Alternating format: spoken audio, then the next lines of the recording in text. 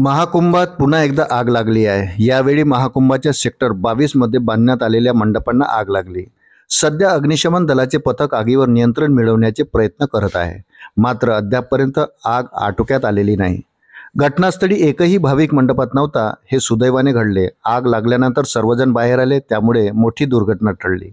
वृत्त सविस्तर जाणून घेण्याकरता चॅनलला सबस्क्राईब जरूर करा. मिळालेल्या माहितीनुसार महाकुंभाचा सेक्टर 22 परिसर छतनाग घाट आणि झुशीच्या नागेश्वर घाटादरम्यान आहे. गुरुवारी येथे अचानक अनेक तंबू पेटू लागले. हे पाहून भाविक आपल्या मंडपातून बाहेर आले आणि त्यांनी अग्निशमन दलाला माहिती दिली. अग्निशमन दलाच्या पथकाने घटनास्थळी पोहोचून आग विझवण्यास सुरुवात केली. आगीत अनेक तंबू जळून राख झाले. सुदैवाने कोणतीही जीवितहानी झाली नाही. महाकुंभातील आगीची ही दुसरी घटना आहे. ज्या ठिकाणी आग लागली ती सार्वजनिक जागा नव्हती, त्यामुळे जीवितहानी झाल्याची कोणतीही माहिती नाही. वरिष्ठ अधिकारी घटनास्थळी दाखल झाले. मात्र आग कशामुळे लागली याचे कारण अद्याप समोर आले नाही. अग्निशमन दल घटनास्थळी पोहोचले आहे.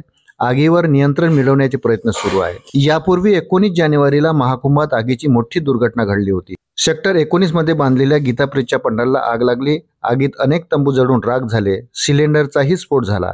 त्यामुळे आकाशात धुराचे लोट दिसत होते. मात्र अग्निशमन दलाच्या पथकाने वेळीच आगीवर नियंत्रण मिळवल्याने मोठी दुर्घटना टळली होती.